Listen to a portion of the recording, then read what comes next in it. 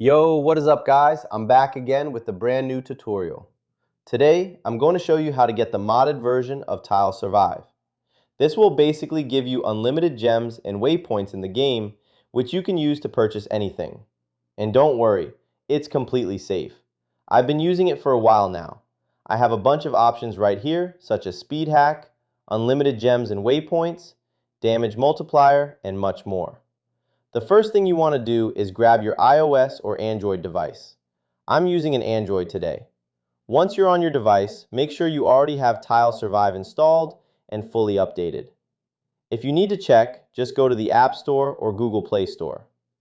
Once that's done, the next step is to simply open your browser and follow my instructions. In the search bar, type Tile Survive and press Install. After the installation is complete, the mod will be installed on your device.